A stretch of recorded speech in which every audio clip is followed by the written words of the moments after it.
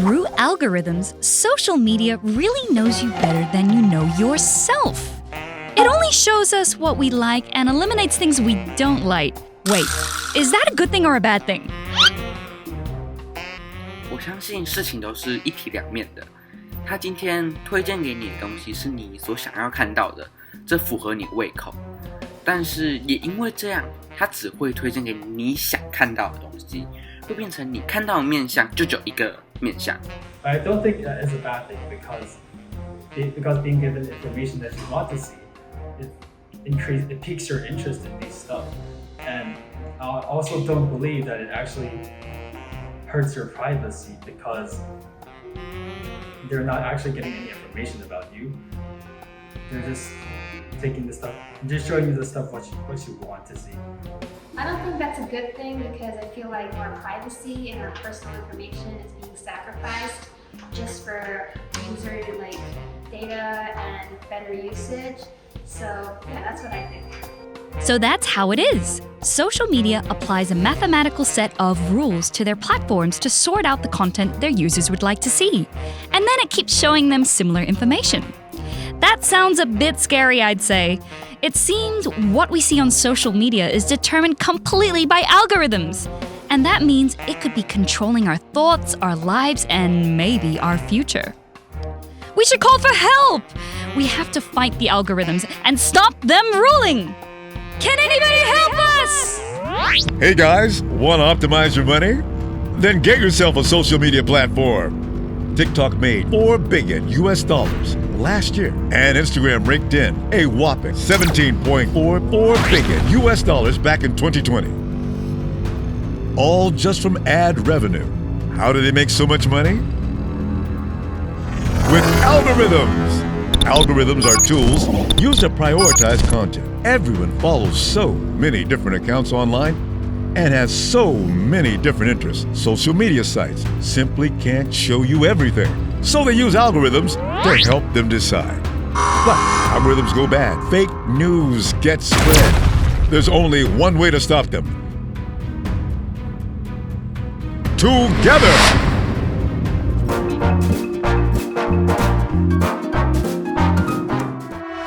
We are the best kept secret in the galaxy. We monitor, license, and browse all algorithmic activity on Earth. We're your first, last, and only line of defense. We live in secret. We exist in shadow. And we dress in black. Hi, everyone! Hi! We're running out of time. Let's get to the bottom of this. On with the game. Everyone, put your hands together for Kathryn and Nancy. This week, we're putting the rhythm back in algorithms. Check out our terms. Data, formula, echo chamber, influencers, fake news, coding, filter bubbles, preferences, targeted ads. Contestants, it's up to you to find those words. Fingers on buzzers. Here's your first clue. Digital marketing aimed at a user's specific interests or traits. Targeted ads?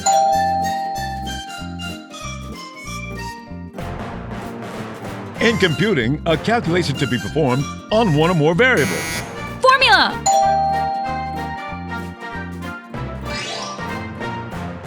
When information and opinions on the internet are made to reflect your own. Filter bubble. Oh wait, isn't it echo chamber?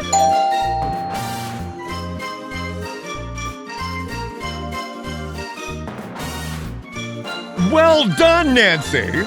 You found our secret double pointer. Both of those terms actually mean the same thing. Let's keep going.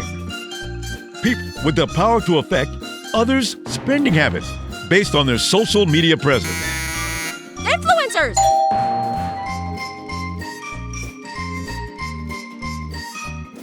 Hey! That means it's the end of the round, and we have a winner! Congratulations, Nancy! Why does Nancy win? I buzzed!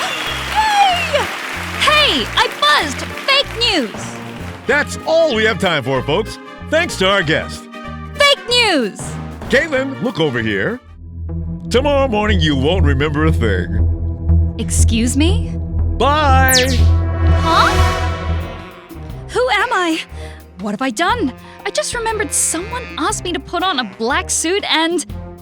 It's Chuck again? I'll get back to him anyway. Actually, I know the exact reason why I am here now. We have an expert with us today talking about one of the biggest topics of our time, social media algorithms. And he's at ICRT right now. Let's go. Mid-30s, yeah. Hi. Yes, we're talking about something highly confidential right now, the very complicated social media algorithm. But I suppose we could share that with you if you really want to know. So, hello, I'm Joey, and big thanks to NDC National Development Council for facilitating the Bilingual 2030 policy. We're right here creating another episode to our series, English with Expert. We're going to cover some of the hot topics and the trending topics in the world of tech. Hopefully, through these series, soon we'll see a dramatic and improvement in the English abilities of Taiwanese people far and wide.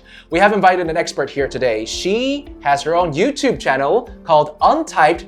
对啊，我是工程师. She's also someone who works at one of the FAANG companies, FAANG, which includes Facebook, Amazon, Apple, Netflix, and Google. However, I think recently, as Facebook changed their name to Meta, we should call it the main company. We have right here, Kathryn, 凯欣玲, hello! Hi everyone, this is Kathryn. Hi Joy. Hi. So we're going to talk about her experience in the world of tech, but also about what you think about social media algorithm. But I think we should first discover, did you go to school for computer science? Yeah, that's my college major. Okay, so you are a through and through engineer from college days to now your professional career. Correct. So you have your own YouTube channel called Untyped. 对啊，我是工程师. How long has that been?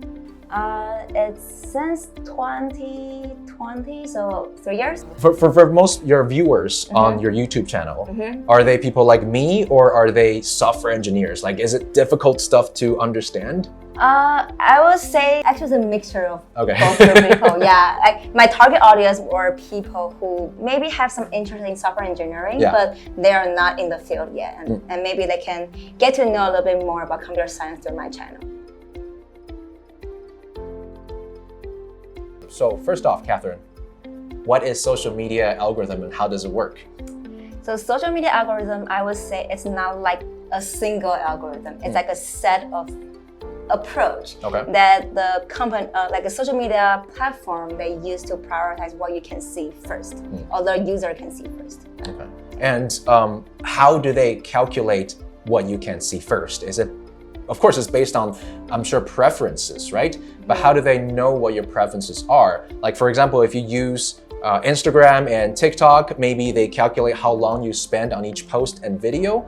But for Facebook, I'm sure it's a lot more complicated than that.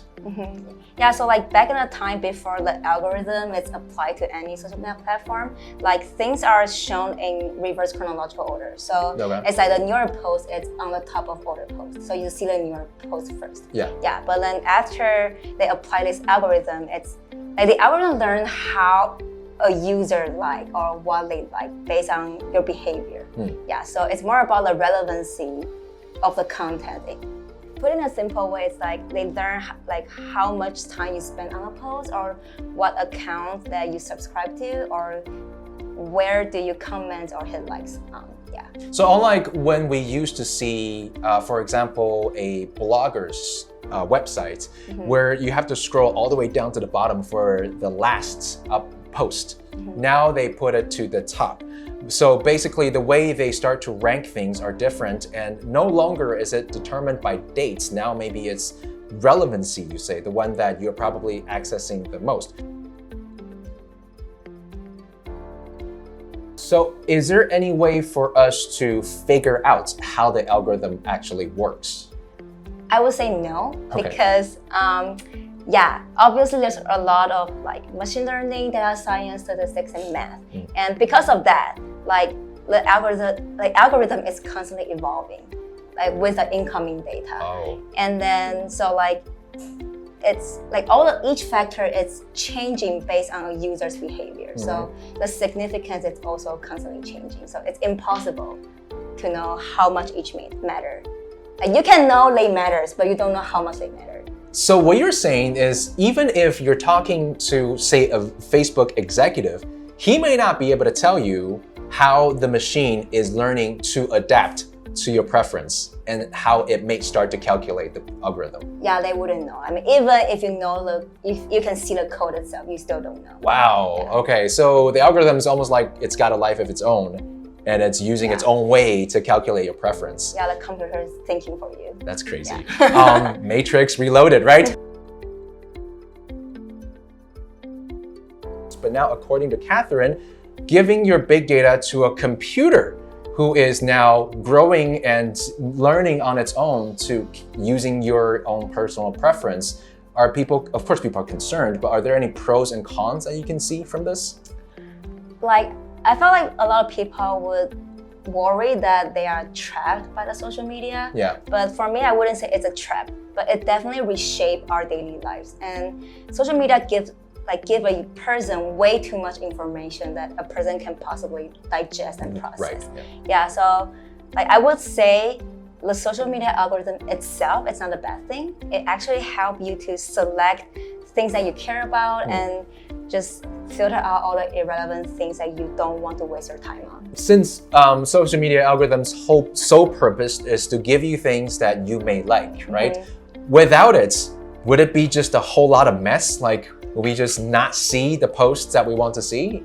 I think so. I think that it takes you a lot of brain power and time to go through the entire feed, right? To find out the things that you want. Okay, so on the pro side, I think the summary is that social media algorithm is necessary because your brain power is limited and you're a little lazy too. So you don't want to sift through thousands of posts before you find the ones that you like. So social media algorithm is to help you find the things that you like. Are there any other cons, any other negatives that you can think of? If a user only uses one social media to be their source of information, then it's likely that they only see the partial of a story. People tend to think what they see is a majority and forget like there's another side of story that you probably just never know about. That's true, but how do you avoid that? How do you, see more? Of course, some people are thinking social media is using so much of my information. I don't want them to calculate all of these information. Do I just downright cancel the account? Or some people are thinking, what if I pay for the service? Will they maybe collect less of my data? What do you think about that? For me, like, I wouldn't want to pay for social media, and why? Because even if I pay, I don't think they can actually keep the information private. Like, I don't trust them enough. Yeah. This is from someone who works for a tech company. Yeah, and then actually I see some statistic before. They did a survey and then asked people about this question. And most of the people think like how I think. Like, they don't trust the company enough. Yeah. And then some people also just think like they are not concerned enough to want to pay for it. Yeah. And then a lot of people would rather just cancel their account or just don't use the social media. Okay. Yeah. And then, I mean, if you want to use this platform, like, how would you think that if you pay, then you can get away from their algorithm? It's like, I mean, it's only like because you love this platform so much that you want to pay to have a better version of this platform. Right. But then if the platform just take away the algorithm, basically it will become like an old-fashioned blog post site. Then suddenly all the good features are gone. Yeah. Then you wouldn't want to pay for it. Yeah. And yeah, like the unique and special part of that platform is gone. So you're kind of stuck in a dilemma because the reason why you like this particular social media platform so much is that they have really good algorithm to give you the stuff that you like viewing. However, if you start wanting them to turn it off, then it will no longer be the social media platform that you fell in love with in the first place. Yeah. So imagine if you say, turn on YouTube, or if you go to the YouTube webpage and it gives you a bunch of videos that are not even in the mother tongue that you speak, or say for me, it's not even in English, it's in Arabic, it's in, Swedish, then I'm gonna be like, well, I don't need to see this. And you forget that there's a whole world out there with content that you probably don't want to see or can't digest. So that is very important. how do we get out of this loophole then? How do we get out of this dilemma? I mean, do we just not use social media to avoid having our information collected? Or how do we get a more diverse view of the world if we don't want this echo chamber being created on our social media? Like, for me, in my way, I was saying you either don't use social media or you use many different kinds of social media to diversify the source of information. But even if you do that, like I'm still the same person. I still like puppy videos. I still like food videos. I still like to see some basketball and football content. Are all of the social media that I use gonna eventually converge on all of the things that I like, no matter how many that I use? Like, that is possible, but then I felt like if you compare to only one single source, if you use multiple, you give yourself a chance to see maybe like 40% or 50% of the whole pictures. And then you don't just get things from one part. For me, like, I never read news or rely on social media to read news. And if I do read news, I read it from different places, like maybe a version from Taiwan and a version from the United States. So it's like it gives me a lot more different perspective. Okay, but that's circling back to what Kathryn talked about at the very start.